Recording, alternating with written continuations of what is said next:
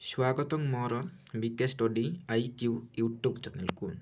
आज एसएससी तरफ बहुत बड़ इम्पोर्टाट नोटिस आसी आम डिटेल डिस्कसन करवा। तेणु वीडियो को शेष पर्यटन देखु।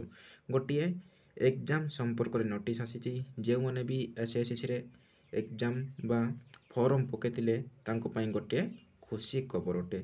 ताहा प्रिलिमिनारी एग्जाम केबे अछि ताहा हमें डिटेल डिस्कसन करवा एवं इलेक्शन मध्य केबे अछि ताहा हमें डिटेल संपर्क रे जानिबा।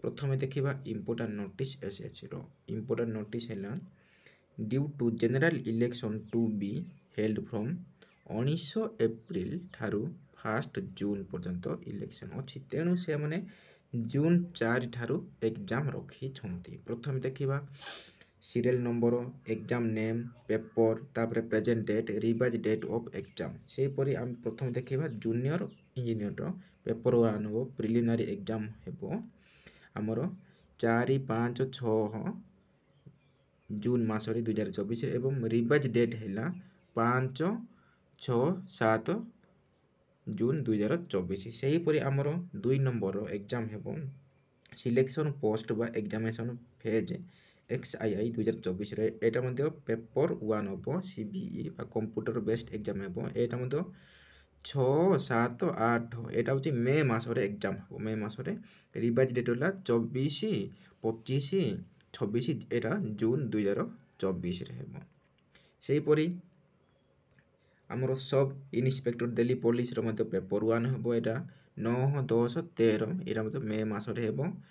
तापरे 27, 28, 29 जून 2024 एटा होची रिवाइज डेट बा एटा प्रेजेंट एटा मेंशन छी प्रेजेंट डेट एटा होची रिवाइज डेट एटा होची प्रेजेंट डेट एटा होची रिवाइज डेट।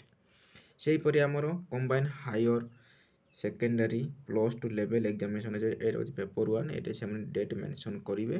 तापरे रिवाइज डेट होची एटा 1st, 2nd, 3rd, 4th, 5th, 8, 9, 10th, 11, 12 जुलाई 2024 रे रिवाइज डेट।